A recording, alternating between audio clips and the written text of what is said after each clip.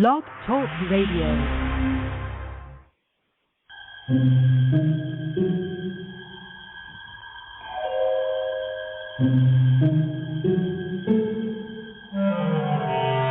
Archangels, ghosts, and Bigfoot, oh my. It's just another night for Supernatural Girls. Real stories, real answers to life's biggest supernatural mysteries. And now, for another exciting interview with paranormal experts from this world and others. Here's your host, paranormal researcher Patricia Baker, on the one, the only, Supernatural Girls.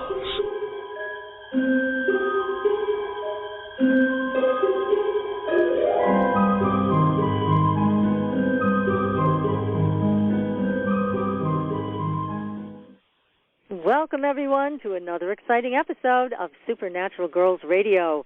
And tonight we are doing our Supernatural Health segment. We have a very special guest with us, Kristin Grayce McGary. She's all the way from Costa Rica, and she is going to be talking to us about some very groundbreaking, leading-edge blood tests. And we need to know all about it because it's going to empower each and every one of us. So we are going to have a great evening tonight and get very informed thanks to Kristin Grayce. And we have, of course, our wonderful co-host here, PK. How are you tonight? Absolutely fabulous. Been stepping out in the wind, which was darn near blow me across town. We've got a lot of wind today. The sun is out, and it's beautiful. Oh, good. Well, you sound great. You sound nice and happy and healthy as always, so that's a good thing. So what's happening with our numbers? Yeah, what do we have to look forward to for the rest of this month and then starting into May? What's going on? Well, really, I think the most important thing is to think that this is a month of ending old things.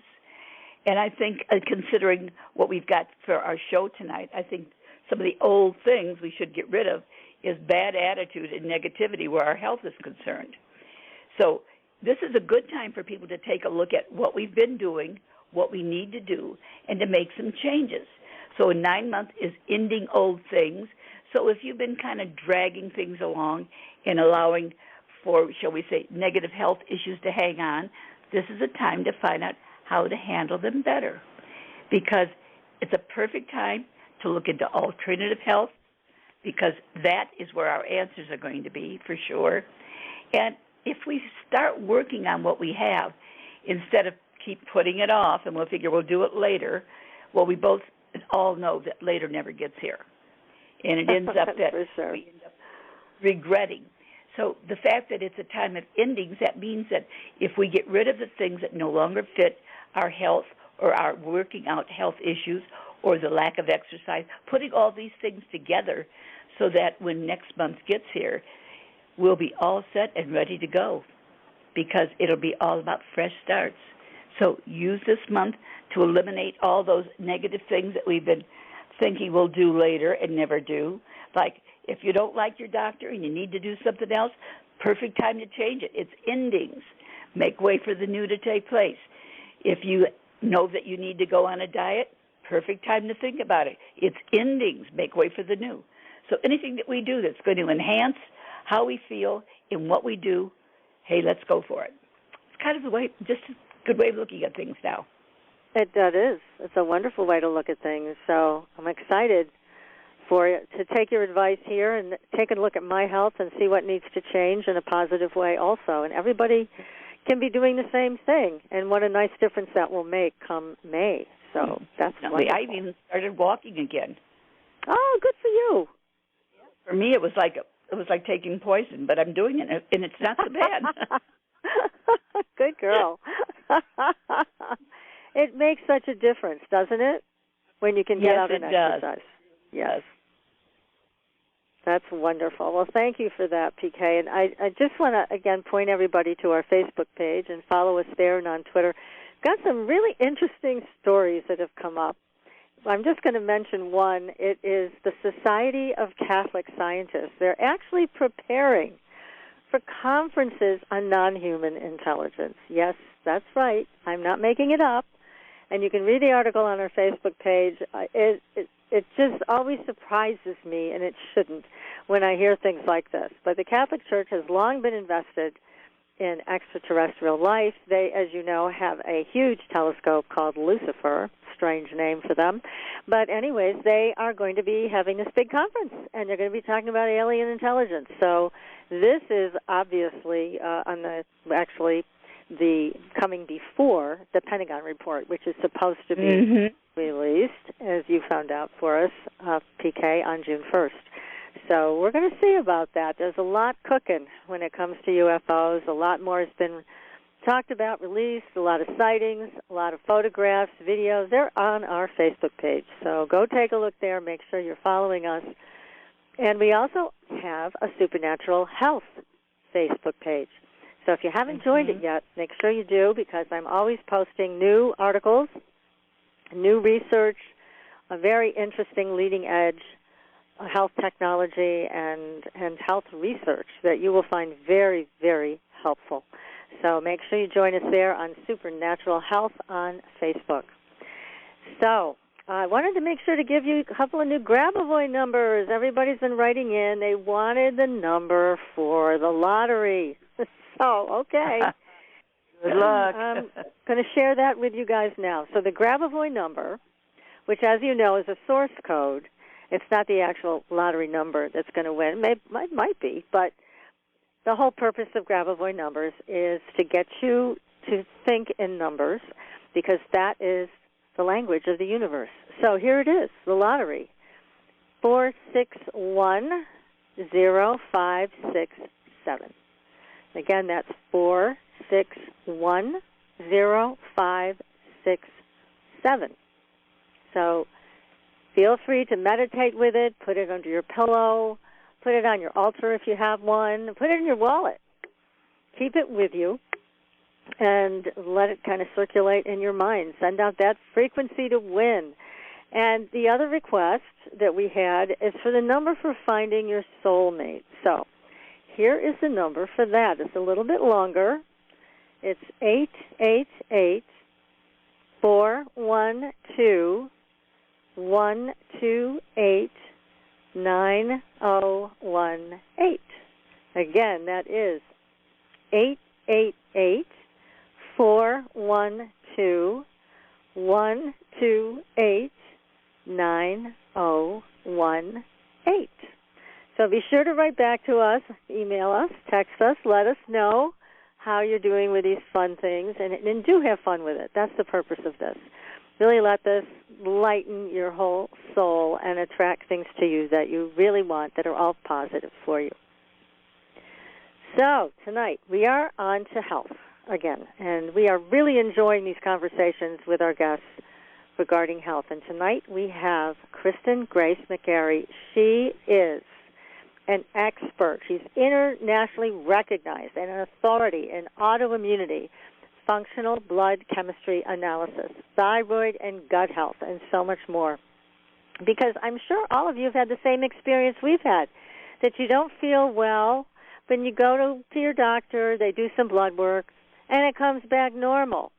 So you have no answers, and you still don't feel very well. You might have fatigue, you might have allergies, you might have bad digestion, you could have anything, but it's not showing up in your blood work. So you don't really have a clue from that as to what's going on. Well, we're going to hear about a new way, a different way to do blood work that actually gives you answers. So we have Kristin Grayce McGary with us tonight. She divides her time between Colorado and Costa Rica, and she's with us right now. So Kristin Grayce, welcome to the show.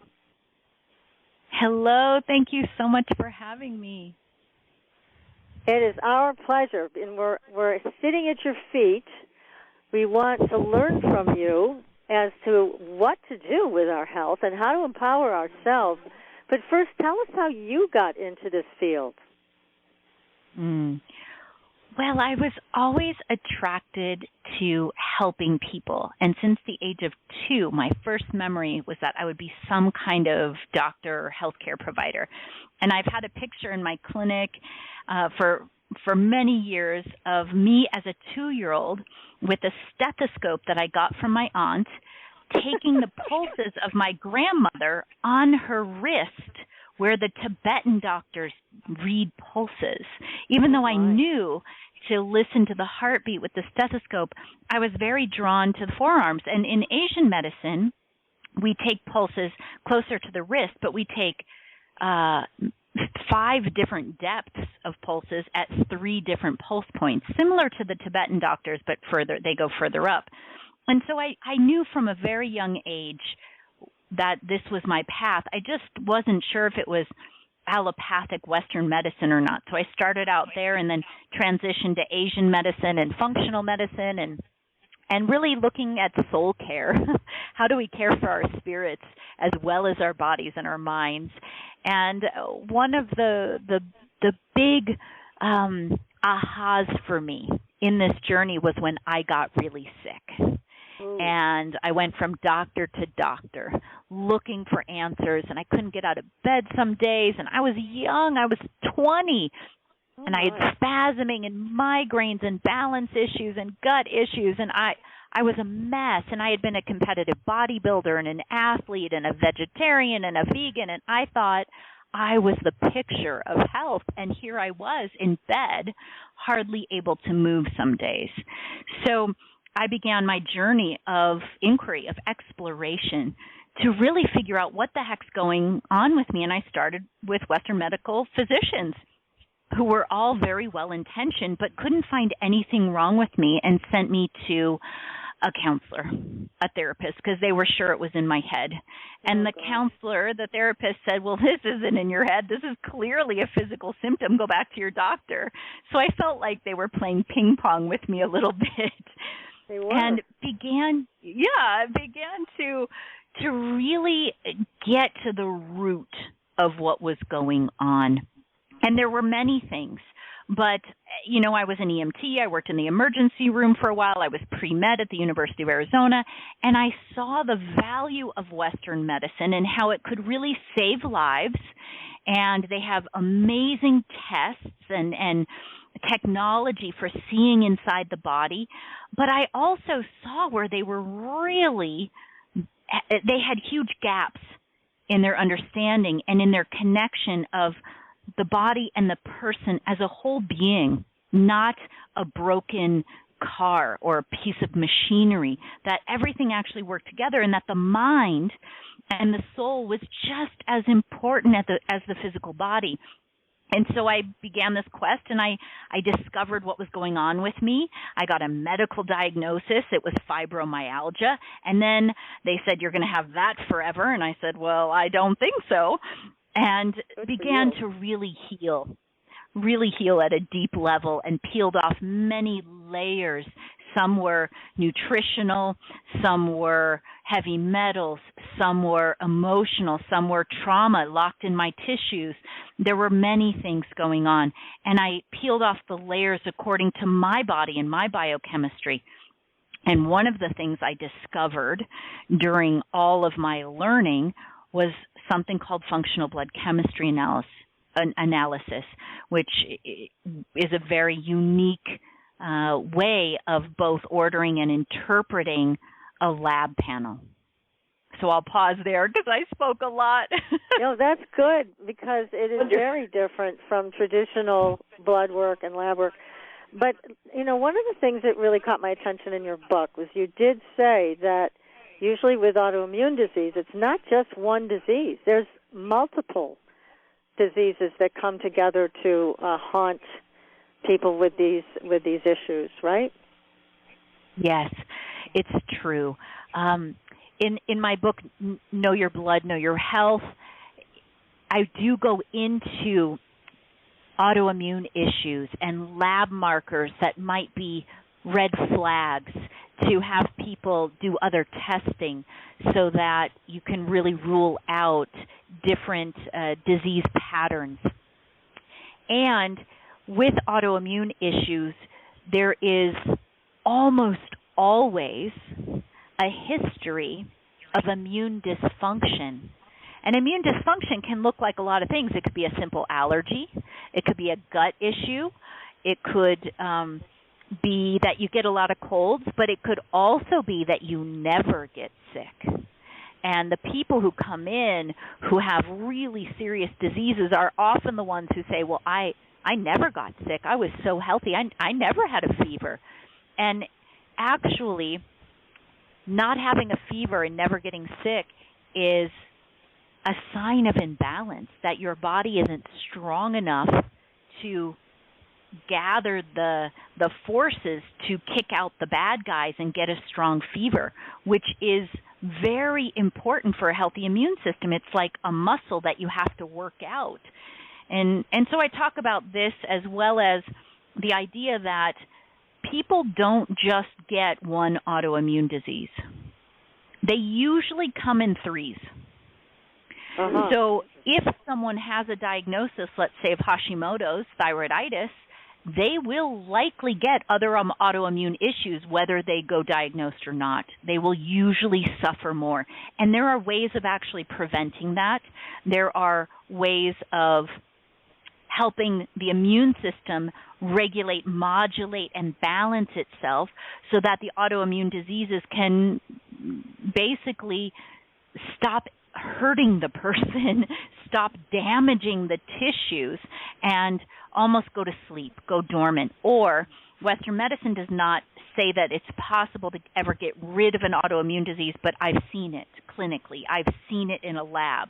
But they say it's not possible, that once you have it, you just simply go into remission. It's still there. It's just not as active. But I've actually seen it completely go away. I believe that we have incredible innate ability to heal. We're designed to heal. Our DNA, our tissues, our immune systems, nervous systems are programmed to heal. And we just sometimes get blocks that prevent us from doing that. So I get to help you peel off the layers and find all the blocks that might be stopping your body from doing what it's designed to do, which is actually the topic of my third book, which isn't published yet. Oh, how exciting. Well, we're going to have you back for that conversation as well.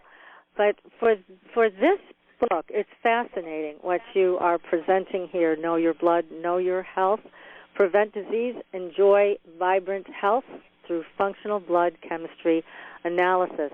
Because, yeah, even with autoimmune diseases, sometimes, and most of the time, it's very hard to get a diagnosis. As you found out with fibromyalgia, I've seen it with lots of different types of illnesses, whether it's scleroderma or Raynaud's or Sjogren's. It just seems like it takes 5 years before a doctor can figure it out, which that in and of itself doesn't make sense to me. How can they not know what this is? But they don't. Yeah. Yes, it's true. And I think that the doctors are doing their very best, but the system it's not set up to catch things before it's a full-blown disease. A lot of the autoimmune issues that we see in people today are actually mostly preventable. And doctors don't have the tools to catch things early enough. So then they can't really act preventatively. They're not really trained to act preventatively. It becomes a sick care system instead of a health care system. And it's in this that they're working, and they're doing their best, but the tools they have aren't necessarily always what the patients may need. And so functional blood chemistry analysis can act to bridge that gap and help people not only find the root causes of symptoms or imbalances they're feeling now, but also find things 5 to 10 years before they'll have a symptom or a diagnosis so that they can be proactive now. And when I share this with physicians, most of them are very excited. Most of them get on board and say, wow, brilliant. Every once in a while, a doctor is like, nope, I didn't learn that in medical school, therefore it doesn't exist. But for the most part, I think physicians really want to help their patients. And if there's a way to do so, they want the best for their patients. Sometimes they just don't understand how. Mm-hmm. You're very kind to your traditional colleagues. I wouldn't be as kind as you, but that's okay. I understand, what you're talking about and why. But there's also something that traditional physicians are under called standard of care, which I think is horrific. But can you talk a little bit about standard of care and what that really is? Yes. And I talk about this in the book too. So standard of care came about really with good intentions to treat people equally. That no matter what people's socioeconomic class is, or their race, or their religion, or their age, that they were treated fairly. And so this standard of care came into being. So, and think of standardization. Whenever something's standardized, we lose individuality. Right. And I think that this standard of care came from good intention, but it has really missed the mark for individuality and how people really deserve to have a more comprehensive approach to their health. And standard of care basically means that if someone comes in with a diagnosis, they are given a protocol or a treatment plan. No matter who comes in with that diagnosis, they're given the same stuff, basically, the same kind of medicine, maybe a slightly different dose, maybe not, maybe never a conversation about food. It's the same all around. So let's say a 60-year-old man comes in with a cardiac issue, and a 40-year-old woman comes in with a cardiac issue. If it's quote-unquote diagnosed the same issue, they get the same medication and the same treatment. But they are completely different beings with coming from completely different backgrounds, maybe completely different eating habits, lifestyle habits, ways of thinking, work, etc. And these all impact their physical body and how the body expresses itself with symptoms and disease patterns and imbalances. And so treating them same is not really in their best interest from my perspective. So it's not. It's not one size fits all. Healing is not one size fits all. Definitely it's so not. individual. Yeah. Yes. And this is something that I think is missing. And not only that, but I've heard real horror stories about doctors who do not adhere to that protocol, and they've found something else that works, and they've lost their license because of it. So there are those cases also that I unfortunately can't forget. I mean, there are really innovative physicians out there, but they're not allowed to use these innovations lots of times because it doesn't follow standard of care. So that's right. You're spot on. Talk about it. Yeah. It's a and shame. It's scary and it's sad because we've lost the sight of do no harm, right? Even I'm not a Western medical physician. I do Asian medicine and functional. I took an oath to do no harm. And I know every medical physician in North America has taken the same oath, and in fact, in the world, they take this oath to do no harm.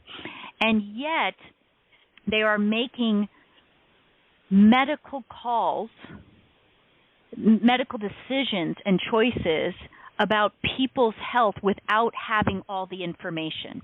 For example, thyroid issues. And they only test 1 to 3 markers. Well, there's 10 at least for a full thyroid panel, right? I can hardly even get an endocrinologist to order all 10 because they're never really taught what all 10 mean, because the standard of care says if your TSH is off, your thyroid stimulating hormone, you have to give a T4 drug. They don't care why it's off. They're not trained how to look to see what might be going on with all the other markers of a thyroid panel and all the other markers of a comprehensive lab to discern what's the underlying root. They don't take an hour-and-a-half history to know why the thyroid isn't working well or the pituitary isn't working well. So they're bound to this standard of care. And so it's a little bit of a trap in a way. And I think it's important to empower listeners and people who are receiving health care to ask more questions and to to bring up more individualized care, because the cookie-cutter approach makes people fall through the cracks of the Western sick care model of treating disease instead of a comprehensive approach that guides someone to vibrant health by looking at all of the variables that have impacted how their physical body is expressing itself. And functional blood chemistry analysis does this because there are three major differences in functional blood chemistry analysis from your standard labs that maybe your physician is ordering every year, maybe your naturopath or even your functional doc might be ordering them every year. That doesn't mean they're interpreting them properly. Right. So first of all is ordering them, and the standard is like 10 to 20. If you're lucky, your naturopath might do 30 markers. I want to see closer to 70 and a urinalysis. Wow, that's a big difference. Oh, It's for a sure. big difference, more than half. And I liken it to a 10,000-piece puzzle. This is someone's health. And if we're missing more than half of the puzzle pieces, how do we know what the picture is going to look like? And then if those half of the puzzle pieces are still turned upside down, we haven't even turned them right side up yet to interpret them properly, how in the world can we then offer this person who has a thyroid disorder a medication if we haven't even seen all the puzzle pieces? But the standard of quick care requires it, so they're trapped. Yes. Yep. It's a sticky Yes. slope. So the number of markers that I want to see in a lab is very different. And then the reference ranges are very different. So the reference ranges that you all see on your lab that you've all gotten at some point in your life are actually mostly based on sick people. They average all the people that get their labs done multiple times a year. They average a small number of them and say these are the new averages. And this is what we're being compared to. So if we're being compared to mostly sick people, and your doctor says, well, you fall within normal range, you're fine, this is not an accurate marker of health. It's closer to a marker of disease or dysfunction or imbalance than it is true health. So my reference ranges are different, and they are more narrow. So I can find things before you have a serious diagnosis or disease pattern going on, we hope. Now, a third difference is how I interpret those reference ranges. I do not just look at a single marker like, oh, your cholesterol is high, therefore I need to refer you out to a physician so you can get a statin drug. Well, right. Actually, I look at patterns. So I don't just look at cholesterol. I don't just look at a cholesterol panel. I look at 70-plus markers and how they all work together. And there's probably 10 other markers that are associated with your thyroid, with your cholesterol health. And most cholesterol, not all, but most cholesterol is usually an insulin issue, an insulin resistance issue. It is not a true cholesterol issue. So you've got all these people taking these drugs for cholesterol, especially when their cholesterol wasn't even that high. Your cholesterol's 240 and they're putting you on a drug. That concerns me. Now, your cholesterol's 400 and you're getting put on a drug. Okay, I can accept that. Let's have a conversation and work as a team with your doctor to get to the root of what's going on. Is it genetic? Is it lifestyle? Is it your nutrition? What's going on? Can we downregulate those genes and upregulate healthy genes? There's a lot that can be done. But people are falling through the cracks with these, relatively slightly high cholesterol readings. They get put on all these drugs, which actually impact them very negatively. It impacts your brain negatively. And then I start seeing cholesterol too low. Well, that's not good for your brain because your brain is mostly cholesterol. So it's very complicated. But if you're not looking at the patterns, you won't understand and you won't know how to treat that individual properly. And then you're going down a rabbit hole of one drug to treat this and another drug to treat the side effect of that. And I don't even believe in side effects, right? It's another effect of the drug. It's not a side effect. It's actually another effect. And people are taking more drugs for that, and then they're taking another drug for this, and then they can't sleep, and now they have a muscle spasm, and now and now they're depressed. Yeah, I bet. So, yeah, so you're right. Three main differences in functional blood chemistry analysis that I think it's important to mention. It's very important. And let me ask you another question here about this, because I was told a long time ago that these references that we're working with, not the ones you do, but the ones the rest of us do, they're based on, like, for example, a thyroid test. Those limits, too low, too high, are based on a 165-pound male. But, well, what if you're a 100-pound female? Then how could that even apply to you, that range? Yeah, it's a great point. It's one of the challenges. And the research that I cite in the book on these kind of standards of labs is quite disturbing.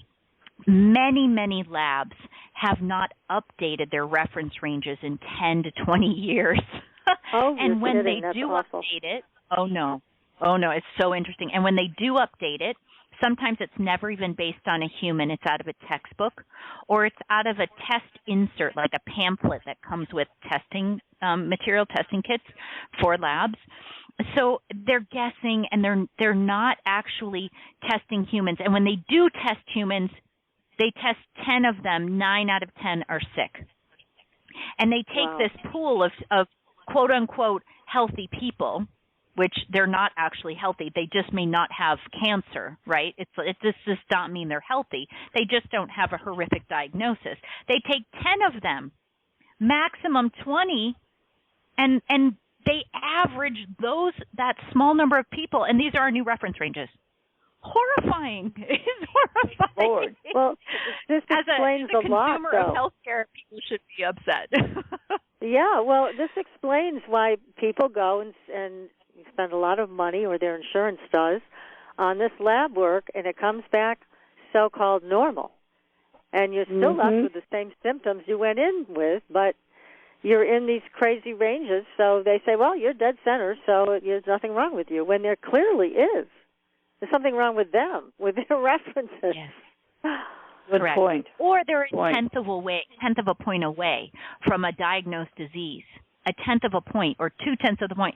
And it's a diagnosed disease. They're so close. But the doctor's like, nope, you fall within normal.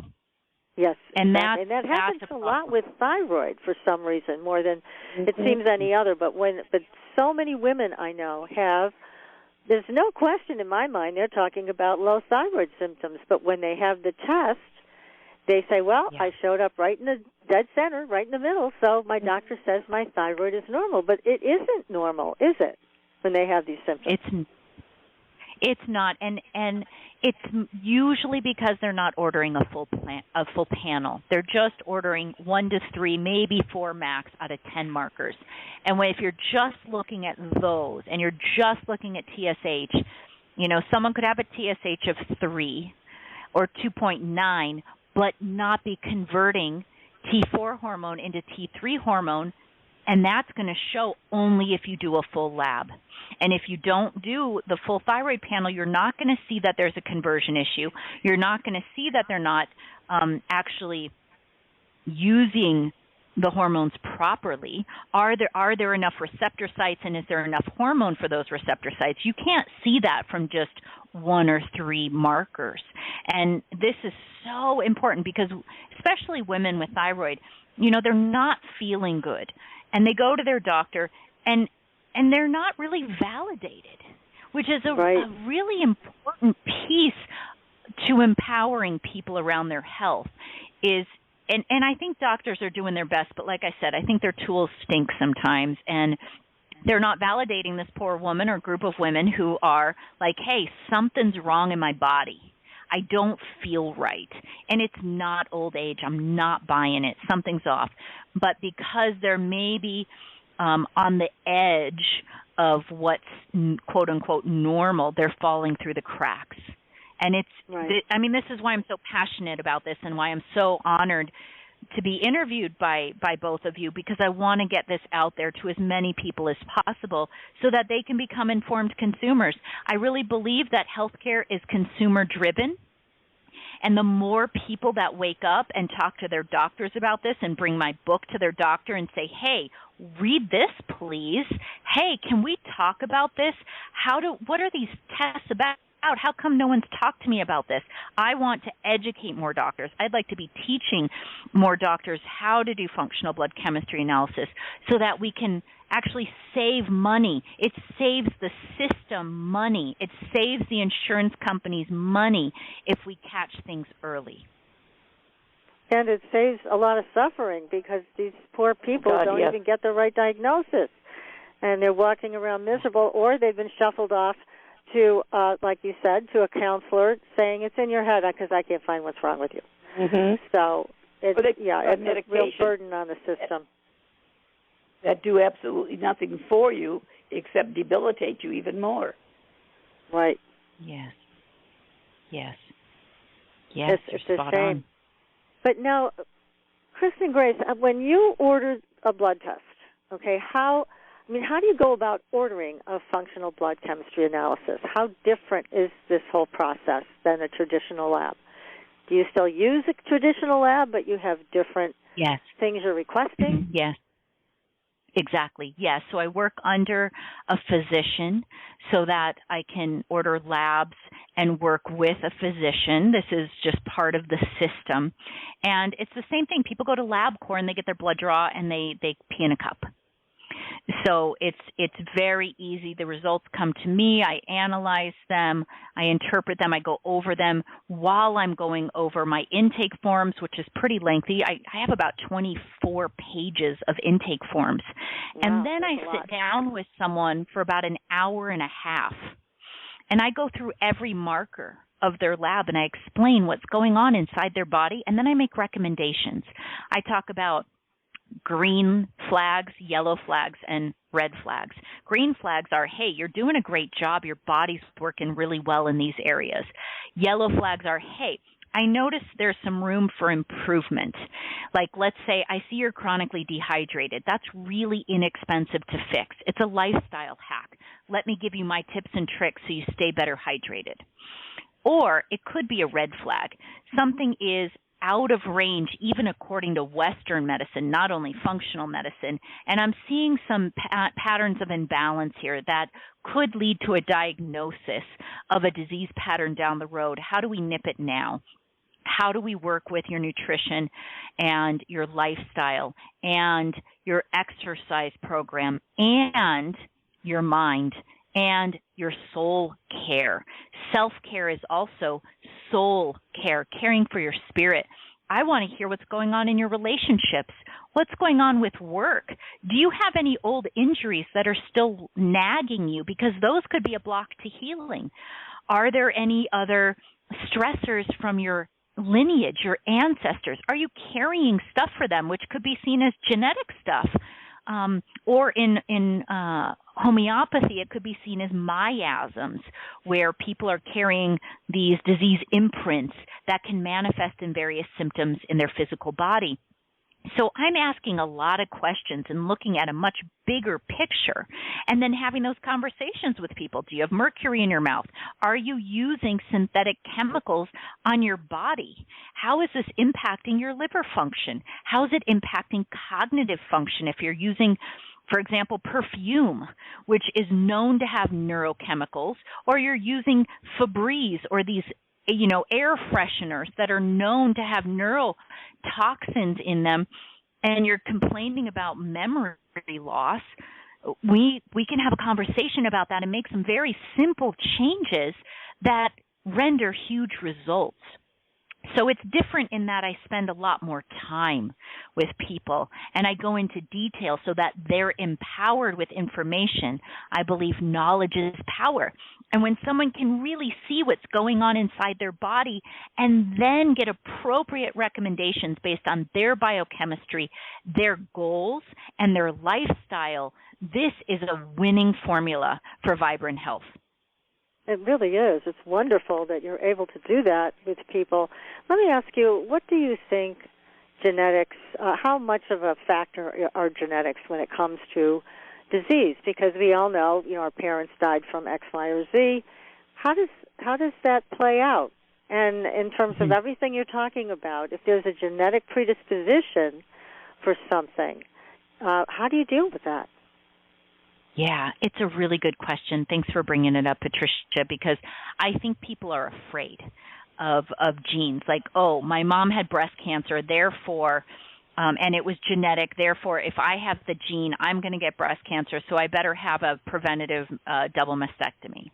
Right? People do this. Hollywood stars have done this. That's really something, yeah. And it is. And we are not a slave to our genetics.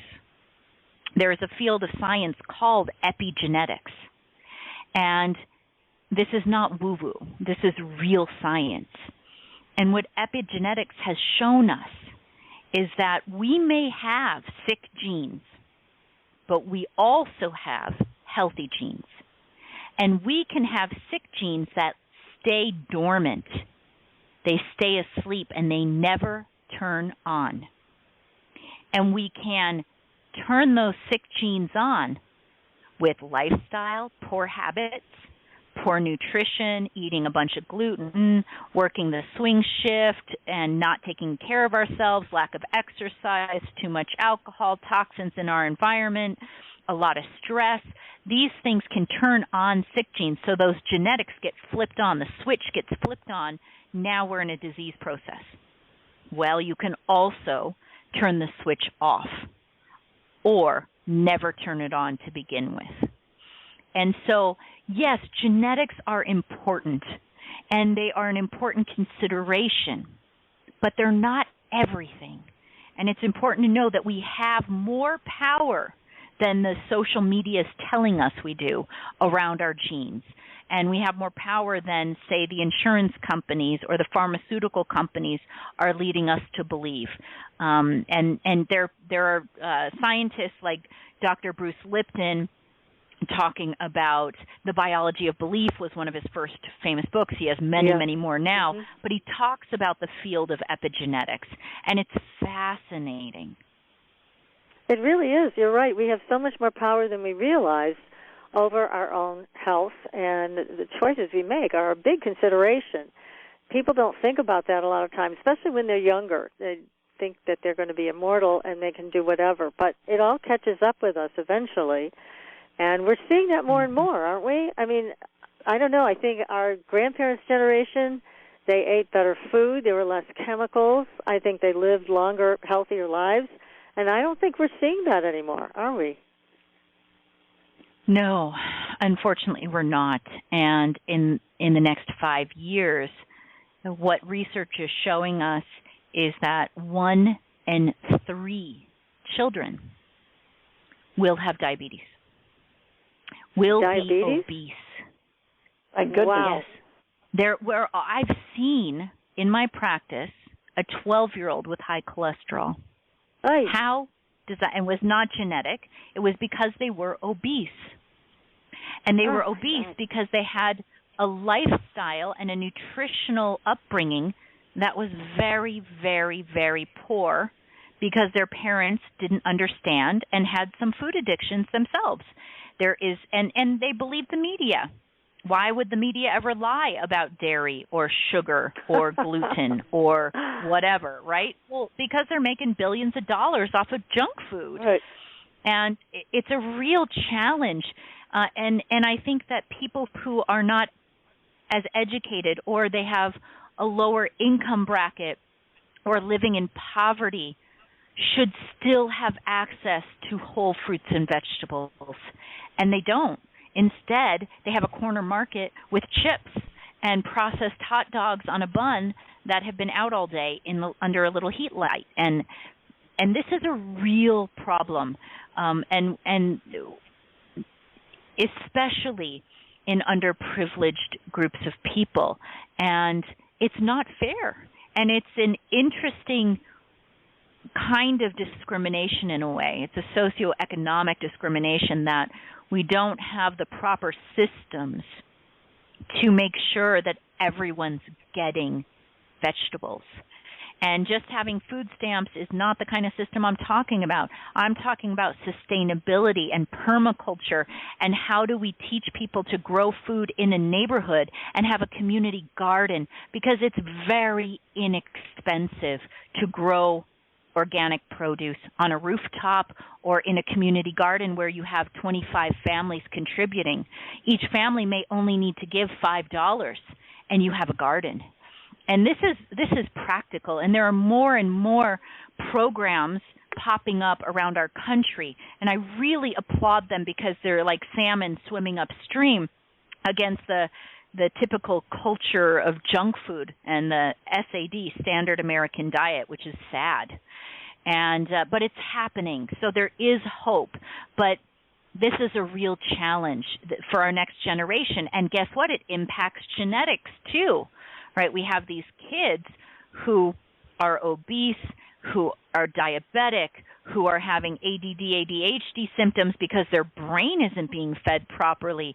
And these are the kids going into our workforce. These are the kids who are the next generation. What's going to happen to our society? What's going to happen to our workforce when people can't focus anymore because they're on their phones for 5 hours a day on Twitter? It's a different programming of our brains and our nervous systems, and it requires some balancing and some perspective, I think. Oh, absolutely. It's terribly sad to see what's happening with the youth today, and even it doesn't matter. Just any age group, there is a collapse that's taking place, and it's very frightening. It's very unfortunate. Yeah. It doesn't need to happen, but you can see where, people to garden, it takes time. It takes effort. It takes work. And it takes attention. Yeah. So in order to do that, you have to be willing to contribute that to your garden. Mm-hmm. And so many people are just used to grab and go. And they're, drive-by eaters. So it appears to be convenient, but the price for that is much more than anybody should pay. So this respect for neighborhood gardens and things like that it's got to come back around to that. It really should. Yes, yeah. Educating people how to grow their own food, I think, is just really fundamental as humans. Even if it's just a couple of plants in the house, or there are indoor tower gardens. And in places like Colorado, I can't grow year-round. I lived in Flagstaff, Arizona for a while. Our growing season was like 2 months out of the year. So we needed to find other ways. And there are tower gardens. Some of them are more expensive than others, but there are other ways. And I hope that this becomes more socially and culturally accessible for more and more people. And as more community gardens pop up, we really start to look at food as medicine. But it's a whole, it's not just what we're eating. It's the culture. It's the motivation behind it. It's what happens when we get our hands in the dirt. What happens to a child when they plant a seed and they water a plant and they take responsibility and they grow something they can eat? What happens inside that child's mind and heart and body when they do that is something very special that you can't get in a video game. And it's almost intangible. It's hard to explain. It's hard to talk about the gift in that kind of experience with a child. But guess what? It impacts our health. It impacts the health of future generations. It impacts the health of our society. So it's important to bring up if we're talking about, healthcare and nutrition. Yeah, no, all of this is tied into our survival as a species, but also just our own welfare. Now, I have a great question just came in for you. This person just wrote in, and she said, "Where can I find a doctor like you?" Oh, bless it. I work internationally, remotely, all over the world. And so you can go to my website, and I'm offering an optimal wellness consultation that's complimentary. It's 30 minutes. We can have a brief conversation. I can see if I'm a good fit to really empower you or if I can guide you in the right direction. And so depending on what state you live in, I can help. So please reach out to me. My website, I'll give you the easy version, is guthappyketo.com. That's guthappyketo.com. Otherwise, my full name, KristinGrayceMcGary.com, but it's spelled a little differently, but I think, Patricia, you'll probably have it posted somewhere. I will, and I have it posted, but I will post it again so that people can find you. Now, once people do an optimal wellness consult with you, let's say PK wants to do one with you, and she's in Tucson, Arizona right now, then what if she wanted to follow up with this functional blood analysis? How would that happen? Well, we'd hop on a Zoom call, and I like to see people, and I like people to see me. I like to connect. I think it's part of healing. And I'm so grateful for modern technology. What do you think, PK? Do you agree? I think that's fabulous because it makes all the difference in the world. You don't feel boxed out. You feel a part of it. Yes, and this is important in healthcare. Well, in many things, but for me, in healthcare. So we'd get on a Zoom call. We'd talk for 30 minutes. I'm going to ask you a bunch of questions. You can ask me questions, and then I'm going to make some recommendations. And one of those recommendations may be, hey, let's look and see what's going on inside your body. Let's take the guesswork out of your healthcare. Let's do a functional blood chemistry lab. And then I can order that lab for you in Tucson, and you go to LabCorp, you get your blood draw, you pee in a cup, and then we get the results. And in the meantime, I give you all my intake forms. You fill them out online. It's all HIPAA compliant. You press send. They go to a secured place. I go through them with a fine-tooth comb. I get your lab results. I go through that with a fine-tooth comb. And then we get back on Zoom again. And we spend about an hour and a half. I give you a copy of your labs. I email it to you. I go through it line by line. I'll even record the call so you can download it later and listen to it again in case you had more questions. And I go through it line by line, and I tell you what I see. And I tell you what my recommendations are. Doesn't that sound great, PK? We both should do that. It's super fun. Definitely. It's so fun. And you walk away really empowered. That's what makes it fun, is you don't walk away frustrated. You walk away feeling like you've got a way to work through this, and that's what this should be about. So that's terrific. Now, is the lab work actually covered by insurance for people, or is that all out of pocket? Such a good question. Good question. I have only had 2 people ever in my practice get it covered by insurance. Only 2. And they were both in different sects of the military. One was a fighter pilot, and the other was married to someone who was very high up in the military. Everyone else has not been able to get their insurance plan to cover it all because it's about $4,000 worth of labs out of pocket. Wow. It's a lot. Now, I don't charge that much. I get it at a much lower rate, but it's so comprehensive.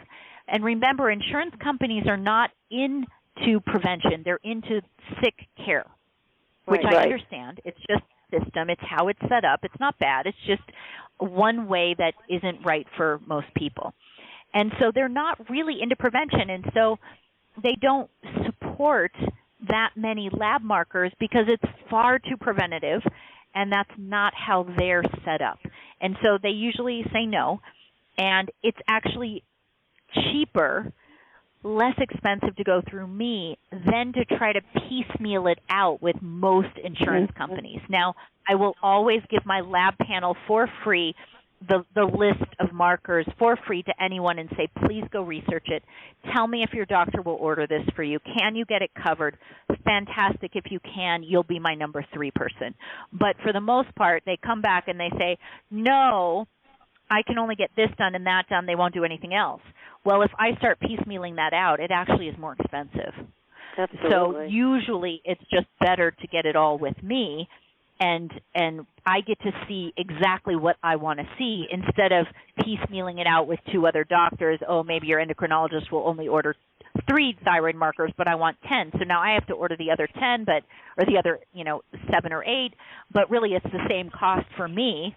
So it's just. It can be complicated, and I invite people to investigate it with their own insurance companies to see what they can get done. Yeah, sometimes you can pressure them into doing a little bit more than they normally would. But just so we have some idea for our audience, so the out-of-pocket cost could be how much? Is it $4,000 or is it less than that? No, it's less than that. So what I do, and you can read about this on my website, and I even have a video about functional blood chemistry analysis, and I have different options for people depending on what kind of lab they want and what kind of reading they want. So for I call it my KGM, Kristin Grayce McGary, KGM Signature Lab.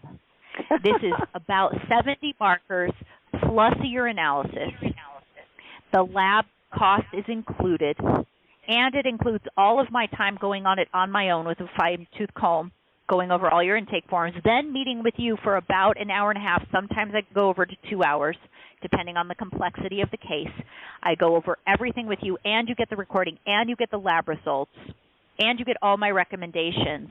And I'm charging $2,800 for all of that, and that includes all of the labs. Oh, wow. Now, that's very reasonable. Yeah, it's a lot of time and energy, and you get a lot of answers. I think that's great, yeah. And it would be wonderful if insurance covered it, because I see a lot of people walk away from things like this because they're so used to having insurance coverage with, all of their tests. But when it's specific as this is, and it's as helpful as this is, it's worth it to pay out of pocket, in my opinion, because you're actually getting something that's real. It is, and if you have a health savings account, something like that, you can apply that to the lab, and I can give you a proper receipt with codes, and you can submit that to your health savings account. So, and if you're part of my email list, if you're part of my community, I give discounts several times a year to make it more accessible and to really empower people. So that's another perk. If you like some of the things I'm saying, or you're interested in my book and you read it and you love it, join my community. It's free right now to join on my website. Sign up to get I have free recipes. I have blogs. I have so many blogs you can read for free on health and wellness and your home and your family and nutrition. And you get my monthly newsletter, and I give gifts. I like to give people gifts. I like to really empower you around your health in all different ways. And a couple times a year, I do a steep discount for labs. So that's another perk. If people are saying, oh, gosh, I can't really save up $2,800 right now, this is really a stretch for me, have a conversation with me anyway. Let's see if there's something we can work out with your doctor, your insurance, or maybe I'll find you a sponsor. So I really want to make this as accessible as possible for as many people. That's wonderful. That is so wonderful. Goodness. Now, obviously, you have so much passion about helping all of us, and we so appreciate you and everything you're doing. Can you give us some examples of some of the patients you've worked with that have been able to turn things around? Certainly. Oh, I'd love to. So I'm thinking of a particular woman right now who came in and she had a lot of bloating. Her stomach was upset a lot. She was constipated a lot. She had very dry skin. She had a lot of mood swings, and she would get hangry. Have you ever heard this term, hangry? Yes. You're hungry and angry? Right? Yes. She would get hangry a lot, and she wanted to get to the bottom of it. She wasn't sleeping great. She had afternoon slumps in her energy. I mean, this is common, but this is a real person that I've worked with. You might have heard this from other people. It's not uncommon, but this is a real-life human that I worked with, and she was a fitness professional, and so she was trying to be in good shape, but she had a lot of challenges. So I said, well, let's look at your lab. So we looked at her lab, and we found a lot. And she was so relieved that we found it. So first of all, she had something called reactive hypoglycemia. So her blood sugar was up and down and really unstable. And she also had something called hypochlorhydria, which is low HCl stomach acid. So her stomach acid was deficient, so she wasn't breaking down her food. And she was also a mom, and she was a professional. She was working, so she would be eating in the car, scarfing her food down, not chewing it, and not having enough HCl in her stomach. So this caused a lot of problems for her gut. We also found out she had a full-blown autoimmune disease. So I referred her to another naturopath who gave her a formal diagnosis of Hashimoto's thyroiditis because no one, even though she had been taking thyroid medication for 10 years, no one had ever bothered to test her antibodies, which were through the roof. Full-blown autoimmune disease, and the medication she was taking for her thyroid was contraindicated for autoimmune diseases of the thyroid. So she is fueling the fire with a medication that is not good for her, for a disease that she didn't even know she had. So this was a real game changer for her. So very interesting. So she also, I forgot to tell you, because it's just all coming to my mind. I don't have her file in front of me. I'm going off of memory. So she also had a lot of joint pain and swelling.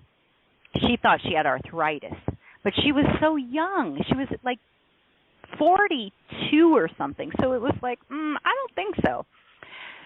So we discovered with this autoimmune issue, she had major leaky gut.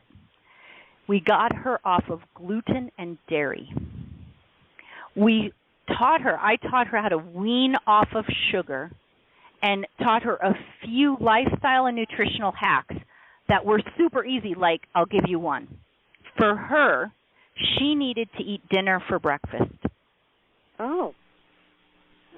And it's a great nutritional hack for certain people, depending on what's going on in their lab and their lifestyle and their biochemistry. She needed to eat dinner for breakfast. That means protein, vegetables, a strong breakfast, healthy fats. So I gave her a ton of recipes. She started having dinner for breakfast, and all of a sudden she wasn't hangry anymore, and she wasn't having afternoon slumps. Got her off of gluten and dairy and sugar, and her joint pain disappeared. The bloat in her stomach was gone, and she was a new person. She felt so different. So that's just one example. I had another example of a woman who had a genetic blood disorder. And she didn't know it. No one knew it. She was a nurse and very well educated, very, quote-unquote, healthy. And she wanted to do her labs because she's smart, because she's a healthcare provider. She wanted to look inside because she knew that what her doctor was doing was not enough. So we did her labs, and we found that she had a lot of markers that were not just functionally high but lab high that indicated a blood disorder, hemochromatosis it's called. And hemochromatosis, if left untreated, can be fatal. Oh, my God. You can have she didn't even know she had it. No, she had it. It can cause organ failure. And I'm not we weren't going by just functional ranges. We were going also by lab high reference ranges, like on the lab from the Western Medicine lab, they were lab high. I said, you got to take this to your doctor. I'll tell you how to treat it. You go give blood. That's how you treat hemochromatosis. You give blood. You get, because it's high iron. You got issues, and so she took it, and I said, I want you to get tested for genetic hemochromatosis. Her doctor argued with her until he was blue in the face, and she was blue. She was so frustrated. You don't have this. It's crap. You don't know what you're talking about. She says, this is all lab high. Just do the gene test. No. I mean, she had to fight with him. And she's a nurse. She's educated. So she had to fight, and finally, he just dismissed her and said, fine, we'll do the stupid test, but you don't have it, whatever. Sure enough, she came back positive. Well, why this was so important was that she has 2 children. And she passed that gene to those 2 children, and now we knew we had to test them. And now we know every year those kids need to be tested to make sure they don't turn that gene on. So this is huge. In terms of prevention, huge. This is huge. And then I also do hands-on work. I know we're talking a lot about functional blood chemistry analysis, which I do remotely all over the world, and it's a lot of fun and it's empowering. But I also love people to come to me in Costa Rica, and sometimes I go to people in other states and other countries to work one-on-one. And the hands-on work is also life transformational. I'm a licensed acupuncturist in multiple states. I also am certified in advanced cranial sacral therapy and somato-emotional release. And I also do 2 injection techniques called neural therapy and perineural injection therapy, which are phenomenal for pain and dysfunction and down-regulating, calming the nervous system if there's been trauma or old injuries. It's just a game changer. It works with scars. It works with blocks to healing that I mentioned earlier. So when someone comes to me and wants to do one-on-one or do a one-on-one retreat with me, they get hands-on comprehensive care as well as lab work. And so I think that the full approach, a really comprehensive approach, is also working with the physical body. And the labs are a portal, they're a doorway, a gateway to your physical body so that you can exercise differently and you can learn new ways of living in the world that's healthier, products to use, and learn new nutritious foods to consume. And there's also structural stuff going on in your body, and there's tissue memory, and there's stuff in your brain that is important to address. And so I also want to just plant that seed that it's also really valuable to find healthcare providers that will touch you, that will do hands-on work, that are very, very skilled, that can work with your viscera, your organs, your lymphatic system, your fascial system, your meridian system in Asian medicine, your cranial sacral system, nervous system, endocrine system, but hands-on. I think that especially in this age of COVID right now, people are afraid, and we're missing a lot of touch. And we're missing this hands-on healing. We go to doctors, we go to naturopaths, and very often they don't even touch us. And our brains, these mammalian brains of ours, are wired for touch and bonding and community. And so I think that this is another important part of holistic and comprehensive healthcare is to get skilled body work done. Well, that is the whole package, isn't it? It sounds wonderful. Now, do you have a clinic in Costa Rica? Yes, so I do. I work at various retreat centers that have healing spaces, and then I have a healing space on the property where I live. I have a 2.5 acres on a gorgeous river in the jungle, and I have a guest house where often people will come and stay while they're doing mini retreats with me. Or there's a very beautiful retreat center right next door and up the road from me, and I've had patients come and stay there and then come and do sessions with me, full embodiment, 6 to 8 hours a day, really a deep dive into the mind, body, and spirit for very holistic health care, soul care. It sounds wonderful, fabulous. And I know Costa Rica is beautiful. PK, we got to go. Come. Oh, please come. It'll be so fun. It would be fun. Great idea. Oh, my goodness. Yeah. I mean, you've got everything. I mean, you're hitting all the points that are so important on bringing people back to health. And it's a time in our world that we have to look at this and not buy into the fear of what's happening around us. And I'm not trying to minimize COVID. I know people have died from it. People are still getting sick from it. But at the same time, we need to have some logic about how we approach this kind of thing. So, yeah, there's a lot to all of it. And I know people are doing their research.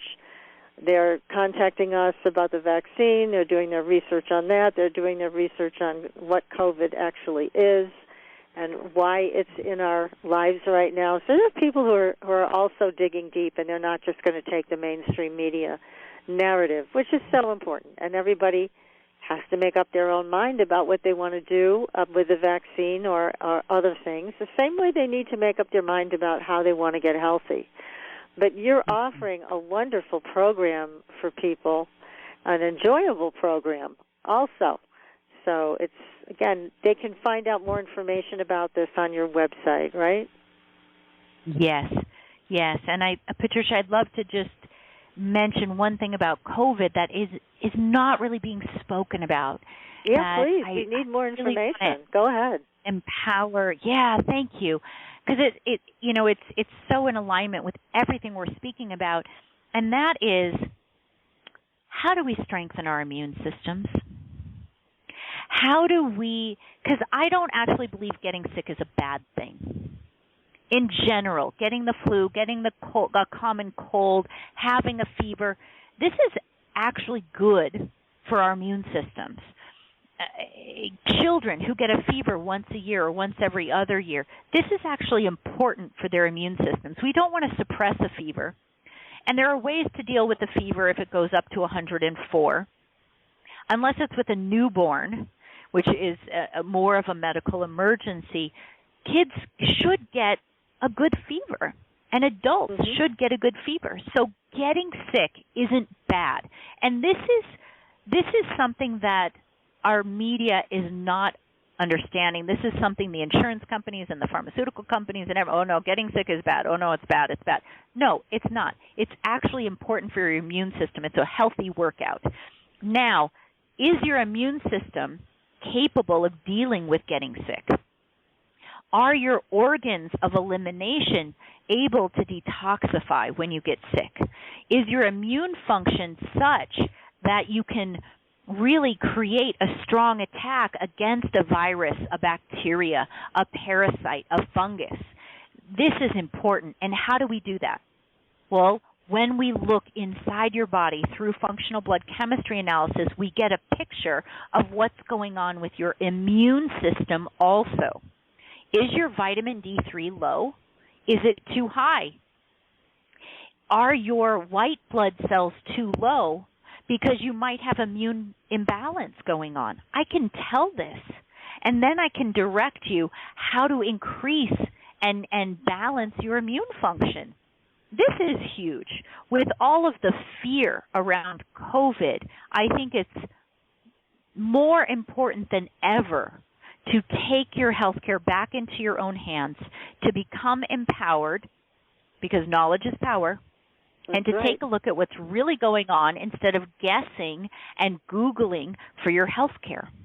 And increasing immune function based on your lifestyle and your health goals and where you live and how you live and your exposure to things, toxins, chemicals, bacteria, etc., all plays part in how you're going to work with your immune system and the recommendations I will make.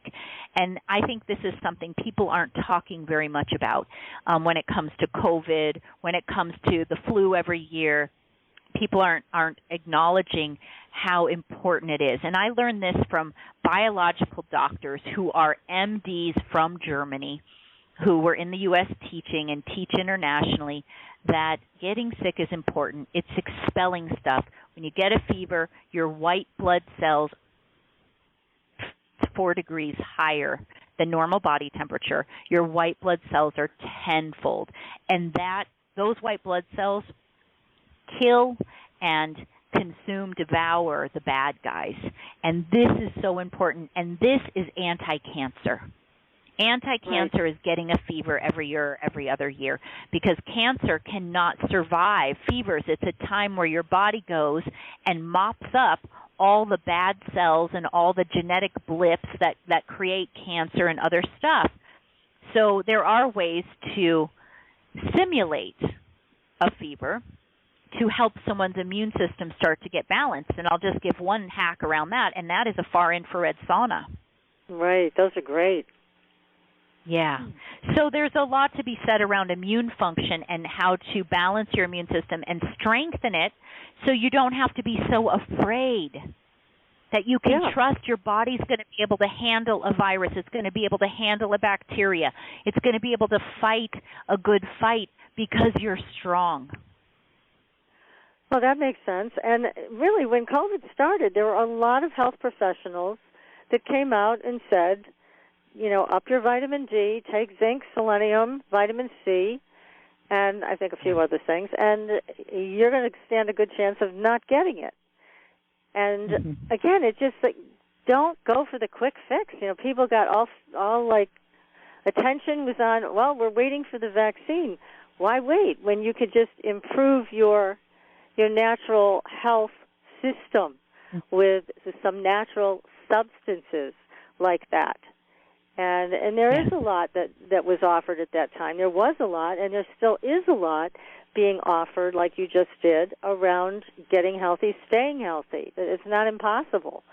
There's many other things that were found about COVID that, in fact, there was a country in Africa where people weren't getting it. And they couldn't figure out why until they looked at the fact that they had river blindness in that country. And as a way of treating it, they gave out ivermectin, very inexpensive ivermectin. And ivermectin, as it turns out, is a preventative and also a treatment for COVID. So there are a lot of other alternatives. There's a lot of things that we should be looking into and maybe keeping on hand.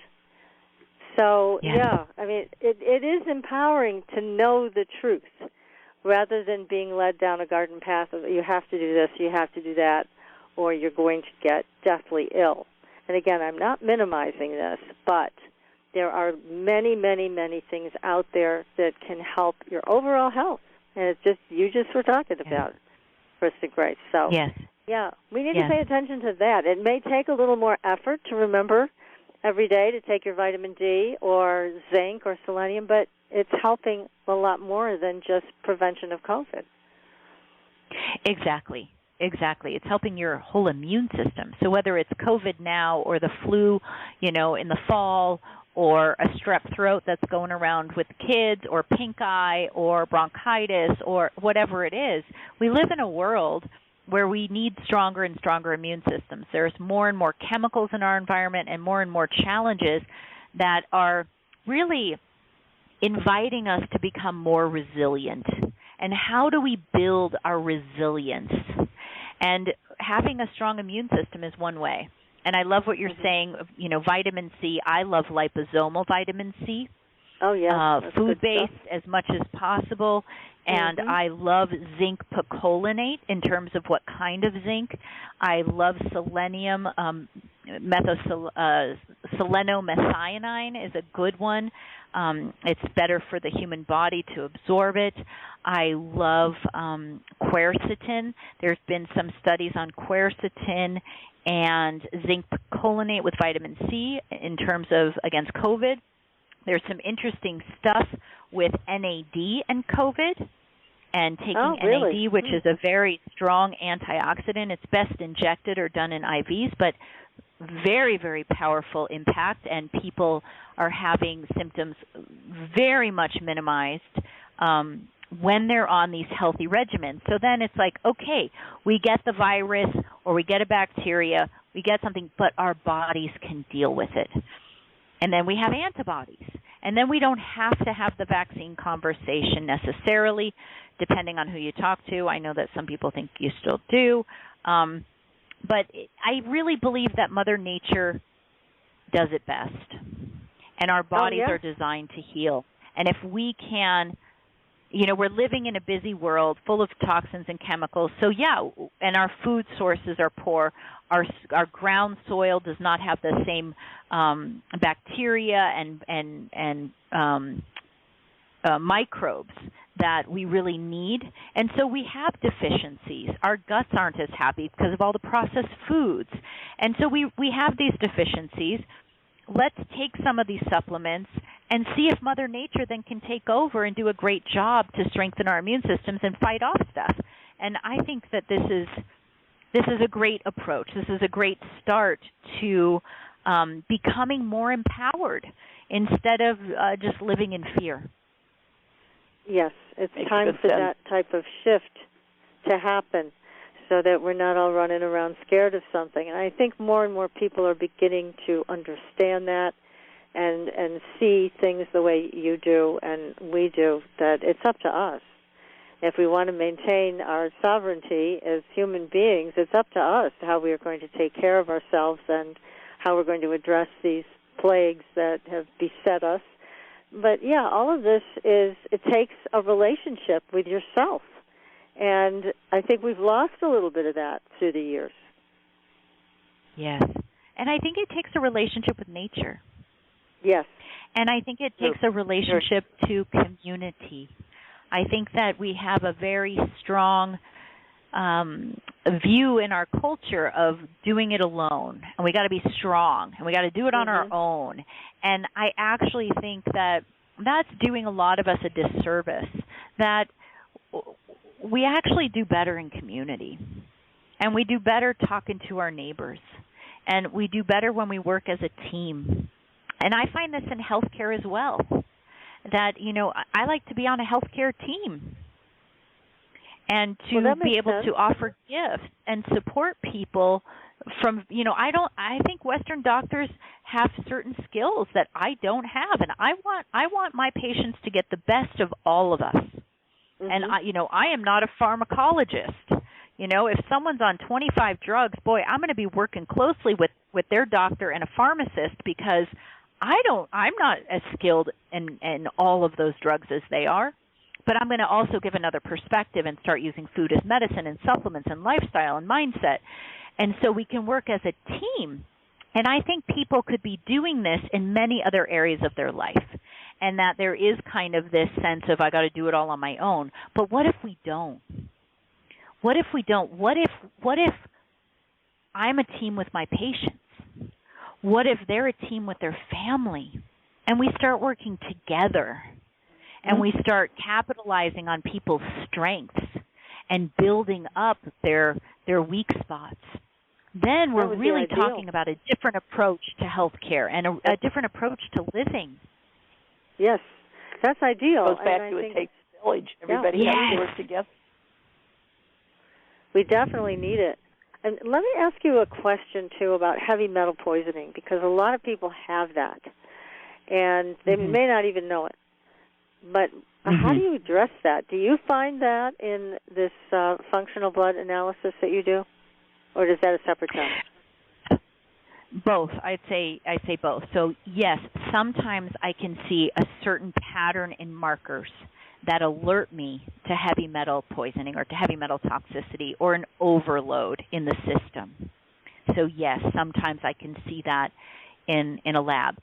And if someone on their intake form fills out certain things, I usually can tell that they likely have a problem. And then they start talking to me about their symptoms.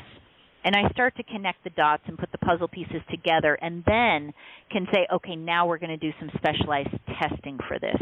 And that is not a hair analysis test. I write about this in the book, too, in the second book, Know Your Blood, Know Your Health, because a lot of people are like, well, I had my hair analyzed, and it says I have heavy metals. Well, that is not a very good scientific test.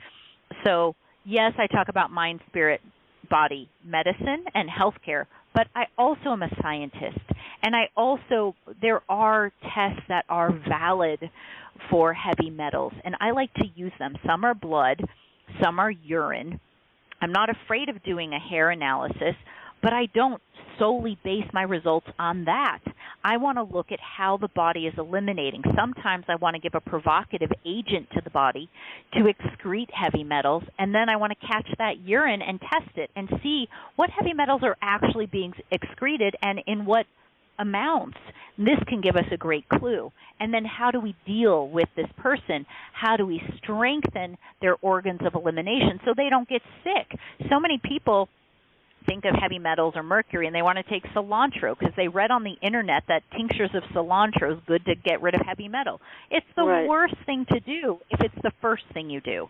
You know, using cilantro is something you do after you've done some other cleansing and some other strengthening of your organs of elimination, because it pulls heavy metals out of the brain. And you do not want to do that in the beginning. That is not good for you. So yes, people have it. Yes, testing it is important. There are different kinds of tests I'd like.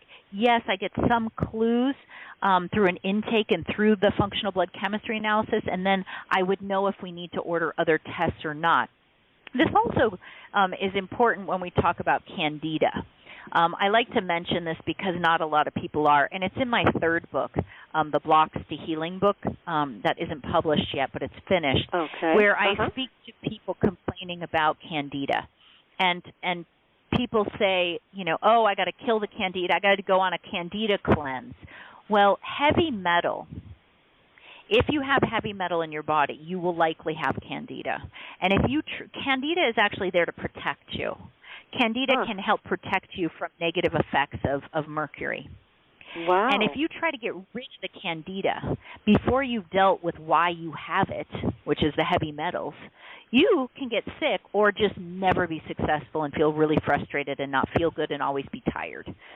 And so this is very important for people to consider when working with a healthcare provider, that they have all these little pieces and that they know to ask the right questions and that they can get really comprehensive care and guidance instead of just guessing.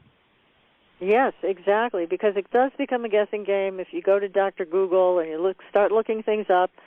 And of course, that's one of the first things you see is cilantro, and to use that as a detoxifier. But as you're mentioning, that's not the best idea. So they failed to mention that on Google. That's a surprise. Oh, darn. Yeah. And Google's not all bad. I have a blog. I have a part 1 and a part 2 about why Googling for your health care is dangerous. Yeah. Well, I'm a big Googler for healthcare, but at the same time, I have to give a big shout out to the Facebook groups, because a lot of them have wonderful support for people coming into their groups, and they're also willing to share their own personal experiences. And I've found more information coming from patients than I have from a lot of doctors. So that is one place that I do recommend. If you have a diagnosis, or even if you don't, and you gravitate towards a Facebook health group, you will learn a lot. And it's usually really sound information. Yeah, listening to people's experiences can be so important, and it can help you not feel alone. It can be that community, and this is so vital for optimal health. And I also have concern as a healthcare provider, because I'm on some groups, that you have non-healthcare providers giving bad advice. And the people who are new to the group don't know any better. They don't understand. And the people are giving advice because it worked for them, but it's not individualized, and it's not a cookie cutter approach that often works. And so I have people get on those groups, get the support, ask a lot of questions, and then go do your homework. Talk to people like me. Talk to other healthcare providers and get other opinions and perspectives so that you're really, really well-rounded in your approach. Yeah, that's a great idea. And I know a lot of people who are motivated that way are going to do that. They're going to do their own research. They'll get the community from the Facebook groups for now, and then they'll learn what direction feels most comfortable for them, because like you said, it is all individual. It's not one size fits all. None of this is. And so it's very important to really consult with someone like you and get the best information. And again, the name of your book is called Know Your Blood, Know Your Health, Prevent Disease, and Enjoy Vibrant Health Through Functional Blood Chemistry Analysis. Our guest tonight has been Kristin Grayce McGary. Kristin, thank you so much. This has been wonderful, helpful, everything that we could have hoped for having you on the show. Thank you. Thank you so much for having me. You're going to we have hope you to come back. I'd love it. I would love to come back. Book. Please let us know when that comes, when that drops, and then we'll definitely have you back on the show. I'm sorry, everybody who is texting me questions. I'm pretty sure we covered most of them, but now you know how to get a hold of Kristin. Kristin Grayce on her website. It's KristinGrayceMcGary.com. And you have another one. It was Yes, the Gut keto one. Happy Keto. GutHappyKeto.com. And my first book is Holistic Keto for Gut Health, a program for resetting your metabolism. And I talk about autoimmunity and your enteric nervous system and healing the gut. And I go into the emotional aspects as well as the science of it. And then there are recipes at the end of the book. So there's lots of goodness in that book as well.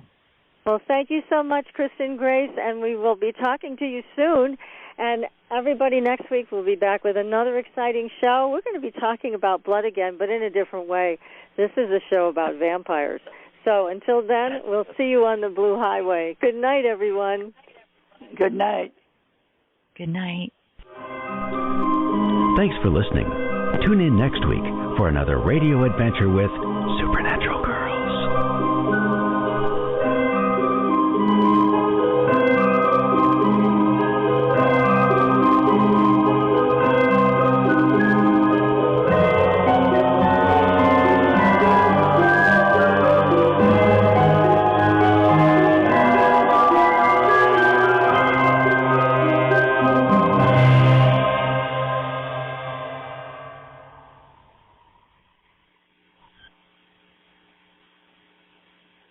Thank you, Kristin. That was terrific.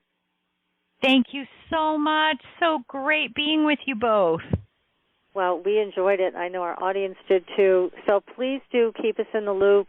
Have your publisher keep us in the loop so that we know when your next book's coming out, and we will put you on the schedule.